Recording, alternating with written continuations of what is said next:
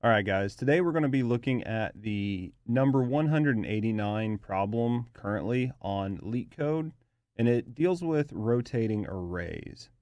Um, a couple things to know. We are going to solve this in O of n time complexity, and we're going to solve it in O of 1 space complexity. We're not really going to use any extra space, and we will be using C# for this sort of tutorial.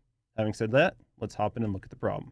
Okay, so the number 189 problem on LeetCode, rotating arrays, is sort of as follows, right? They're going to give you an array of integers, and they're going to want you to rotate those integers to the right k amount of times or k steps, while k is a non-negative number.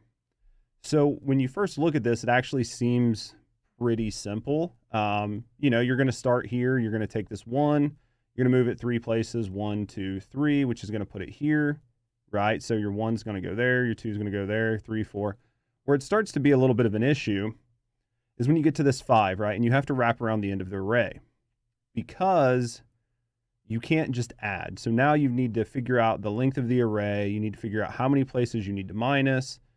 And then that's going to sort of change a little bit for these last numbers, and it creates sort of a logical nightmare. And on top of that, you have to sort of take into account all the different arrays and all the different Ks. So you're going to start to have a fairly complicated algorithm. So when I first did this problem, that was the way I approached it. And I started to have issues with the logic on how I was going to get it to work every time. So I did a little bit of research, and we actually found out there was an easier way to do this. When I first found it out, I looked at it and I completely didn't understand it. So my goal today is to help you guys understand what is considered to be the best way, or one of the best ways to do this, and understand the logic behind it. So having said that, let's hop over and let's look at an example. So I'm actually going to use a different sort of number system, numbers, than what they had given us originally, right? So we're going to use an array with the numbers 1, 1, 2, 5, and 4 in them. So when we look at this, we're going to move each number over 2, right? So this 1 goes to the 2 position or the K3 position. So this one's going to go here, this one's going to go here, this one's going to go here, right? That one's going to go there, and that one's going to go there. The best way to really look at this with the other method is to sort of split the array into 2 separate subarrays. But in order to do that, you have to reverse the original array. And that's where I started to get lost, because I was like, what do you mean you're going to reverse the array? How do the numbers end up in the right spot? We're going to walk through that, and you'll kind of see how it works. So with our original array, 1, 1, 2, 5, 4, we're going to reverse the entire array. And that sort of solves the problem of having these numbers at the end of the array and needing to move to the beginning. So by reversing the array, you put them in the beginning of the array, right? You move them down to that position where you need them to be. Now, what we're going to do is split the array at the K position we're given. So we're going to rotate this 2. So we're going to split this at where K equals 2, right? So 1, 0, 1, 2. So we're going to split it right here between the 5 and the 2. We're going to split the array right there. So when you do that, all we're going to do is reverse the beginning of the array again. When we do that, we move the 5 to the beginning and the 4 to the number 2 spot. After that, we're going to look at reversing the end of the array. So we're going to take the 2 that is in the 0, 1, 2 slot, and we're going to move that to the 3, 4. And we're going to take this 1 and swap it there. We don't really have to reverse this number because it's in the middle, but we will, and it's just going to reverse it in place. So what ends up happening is you have reversed the beginning of the array, and you've reversed the end of the array. After 3 different reverses, we actually have 5, 4, 1, 1, 2.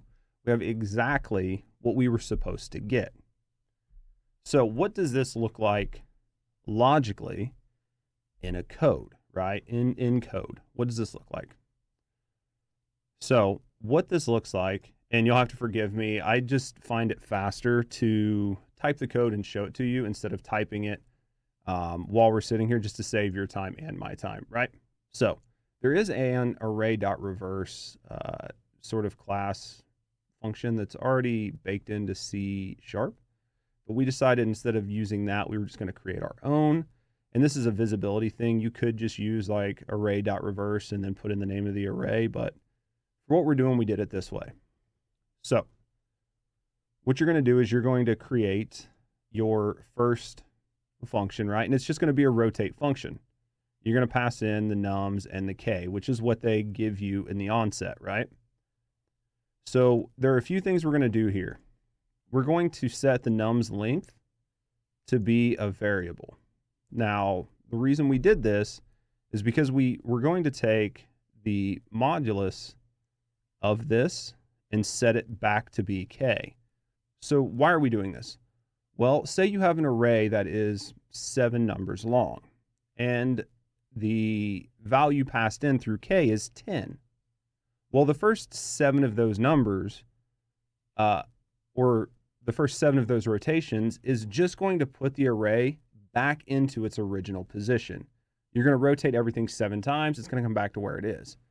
So what you're doing here by taking the modulus of n, which is the length, and doing the modulus operation between k and n, what you're essentially doing is taking out any of the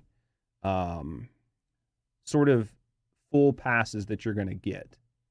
So in theory, say you have 17 as the k that's passed in and your array length is 7, you're going to go 2 full laps, right? So that's going to take you to 14. So you only really need to move the array 3 positions, because the other 2 full laps just reset the array. This prevents you from just lapping for no reason. So after we do the modulus operation, the next thing we're going to do is we're going to run the function reverse that we're going to create a little bit further down, and we're going to run it 3 separate times.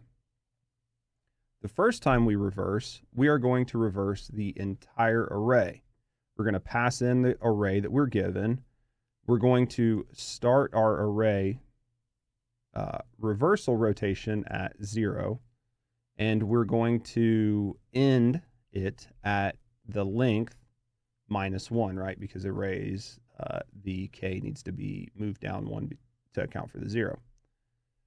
The second time we reverse it, we are only going to focus on the front half of the array, the same thing you saw in the spreadsheet. So it's going to be the array nums. We're going to start position is going to be 0, and the end position is going to be k-1. And then we're going to reverse the back half of the array. And that, again, we're going to pass in the array nums. The start is going to be position k this time, and we're going to end it at n-1. So the reverse function looks just like basically any other reverse function. We're going to pass in the array, we're going to pass in our start position, and we're going to pass in our end position, or our end value.